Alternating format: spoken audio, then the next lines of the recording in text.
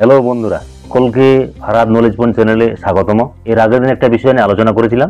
বিষয়টা ছিল রিডিং পড়তে যে সমস্যা, সেই সমস্যার ব্যাপার নিয়ে, এবং আজকে তারাই ধারাবাহিকতার বজায় রেখে আরেকটি ভিডিও তার সম্পর্কে আলোচনা করব। যেটা হলো, যদি ছাত্রছাত্রীরা রিডিং পড়তে না পারে তাহলে কি সমস্যা তারা ভুগবে, সেই সমস্যাটা নিয়ে, এবং রিডিং পড়তে শিখবে কি করে তাড়াতাড়ি, এই বিষয় নিয়ে আলোচনা করব। তো কি সমস্যার সম্মুখীন হবে সেই ব্যাপারটা নিয়ে একটু আলোচনা করি। প্রথমে দু চারটে পয়েন্ট আলোচনা করব। তার মধ্যে যে সবচেয়ে যেটা ভাইটাল পয়েন্ট আমার কাছে মনে হয়েছে, সেটা হলো, যদি একটা ছাত্রছাত্রী রিডিং পড়তে না পারে তাহলে প্রথম যে সমস্যার সম্মুখীন হবে সেটা হচ্ছে তার নিজস্ব বা ব্যক্তিগত আত্মবিশ্বাস কমে যাওয়া। এটা প্রথম সে সমস্যার সম্মুখীন হবে।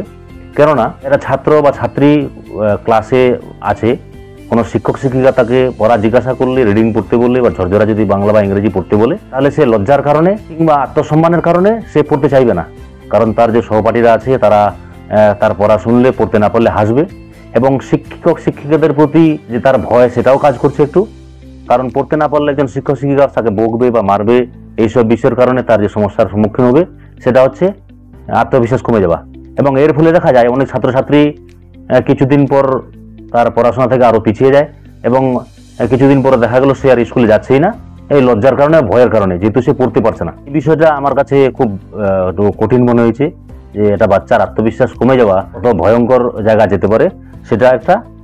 দ্বিতীয় যে কারণটা, সেটা হচ্ছে শেখার প্রতি তার আগ্রহ কমে যাবে একটা বাচ্চার, একটা ছাত্রের। যদি সে রিডিং পড়তে না পারে, বাংলা ইংরেজি, তাহলে সে শিখবে কি? এবং শেখার ক্ষেত্রে তার যে সমস্যা, অন্যান্য যে বিষয়গুলো থাকলো, আরও গণিত বা ইতিহাস বা ভূগোল, এই যে বিষয়গুলো, এগুলোর প্রতি তার শেখার অনেক মানসিকতা কমে যাবে, এবং ধীরে ধীরে সে কী করবে, শিক্ষা থেকে সে পিছিয়ে যাবে। এবং তার যে পাঠ্য বই আছে ক্লাসের, সেই পাঠ্য বইগুলো সে বুঝতে পারবে না, যেহেতু সে রিডিংই পড়তে পারছে না, তো বুঝবে কি? আর একটা বড় কারণ হচ্ছে পরীক্ষায় তার নাম্বার কমে যাওয়া। একটা বাচ্চা, একটা ছাত্র ক্লাস 5, 6, 7, 8 পড়ছে, কিন্তু সে রিডিংই পড়তে পারছে না। রিডিং যদি পড়তে না পারে, সে পরীক্ষার কোশ্চিন পড়বে কি আর উত্তর করবে কি? সে তো পড়াশোনায় মনোযোগ দিতেই পারেনি, যেহেতু পড়তে পারছে না, সে কারণে। এবং তারপরে যে কারণটা, অন্যান্য যে বিষয়গুলো আছে আরও, সেই বিষয়গুলোতে পিছিয়ে যাওয়া, যেমন অঙ্ক, তার সঙ্গে ইতিহাস, তার সঙ্গে ভূগোল, এইসব বিষয়গুলো। এই যে বিষয়গুলো, এই 4-5টা কারণ, এই 4-5টা কারণের এই সমস্যাগুলো সে একটা বাচ্চা ভুগছে বা ভুগতে পারে। আমার সঙ্গে এই সেম ঘটনাগুলো হয়েছিল এক সময়। আমি ক্লাস 5-এ নতুন একটা টিচারের কাছে পড়তে গেছিলাম।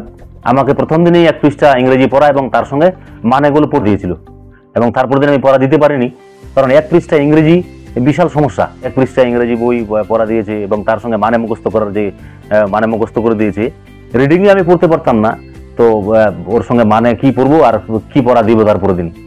এই যে হীনমন্যতায় ভোগা, এই সমস্যাগুলো আমাদের দেখতে হবে, লক্ষ্য করে একটু। এবং আমি শিক্ষক শিক্ষিকাদের বলবো, যেনারা শিক্ষার সঙ্গে জড়িত, বাচ্চাদের পড়াচ্ছেন, ছোট হোক বা বড় হোক, তাদের একটু দায়িত্ব নিয়ে তাদেরকে পড়ানো। এগুলো হচ্ছে সমস্যা। তার সঙ্গে যে সমাধান, কি করব, একটা বাচ্চা রিডিং পড়তে পারছে না, এই জন্য কি করব? তার মধ্যে প্রথমটা হচ্ছে বাবা মায়ের গুরুত্ব।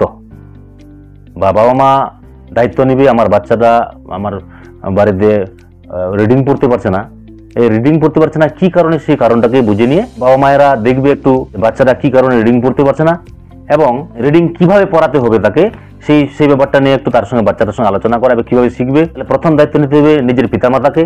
তারপরে শিক্ষক শিক্ষিকা, স্কুলের শিক্ষক শিক্ষিকা কিংবা প্রাইভেট টিউটর যারা দিয়েছেন, তাদেরও দায়িত্ব যে শিক্ষক শিক্ষকদের বসে আলোচনা করা, যে আমার যে বাচ্চাটা আছে সে রিডিং পড়তে পারছে না, কি কারণে এবং কিভাবে পড়তে শিখবে। এবং তারপরে শেখানোর সময় প্রতিদিন তাকে প্রতিনিয়ত 10 থেকে 15 মিনিট রিডিং পড়ানো।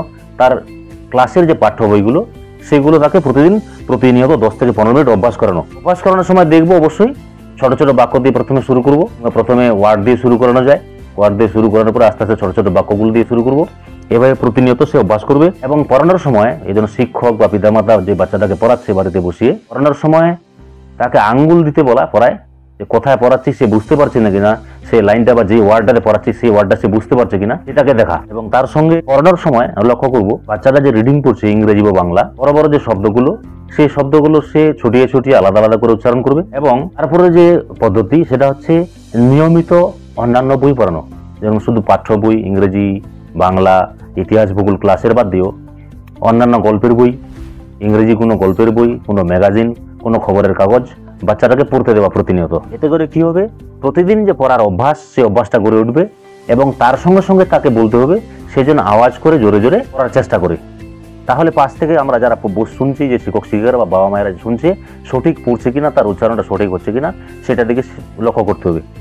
এবং সবশেষে বলবো, ছাত্রছাত্রীদের উদ্দেশ্যে বলবো, রিডিং পড়াটা আসলে একটা স্কিল, যে যত বেশি অভ্যাস করবে তার তত বেশি উন্নয়ন বা উন্নতি ঘটবে। অতএব সকলকেই বলবো, সকল শিক্ষক শিক্ষিকাদের বলবো আর ছাত্রছাত্রীদের বলবো, প্রতিনিয়ত এটাকে অভ্যাস করতে হবে এবং কোনো কাজ শেখার সময় যেন প্রতিনিয়ত অভ্যাস করতে হয়, রিডিং পড়াটাকেও সেভাবে প্রতিনিয়ত অভ্যাস করতে হবে। এবং অভ্যাস করার পরে দেখা যাবে আস্তে আস্তে করে তার মানে উন্নয়ন ঘটছে। আমি দেখেছি বিশেষ করে কোনো বাচ্চাকে পড়াতে গিয়ে, বা আমি 9-এর একটা বাচ্চা ছিল যাকে রিডিং পড়াতে গিয়ে খুব সমস্যার সম্মুখীন হতে হয়েছে, এবং চেষ্টার ফলে, মোটামুটি 6 মাস চেষ্টার ফলে তাকে এইভাবে শেখাতে শেখাতে আস্তে আস্তে করে সেই বাচ্চাটা এখন মাধ্যমিক পরীক্ষা দিবে আগামীতে, এবং রেজাল্ট হয় ভালো করবে রেজাল্ট। তাহলে আমরা যারা শিক্ষক বা পিতামাতা, আমাদের প্রচেষ্টায় একটা বাচ্চা ভালো জায়গায় যেতে পারে। এটাকে আমরা খুব গুরুত্ব দিয়ে দেখব এবং দেখার চেষ্টা করব, এবং আশা করব আপনারা সকলেই চিন্তা ভাবনা করবেন বিষয়টাকে নিয়ে।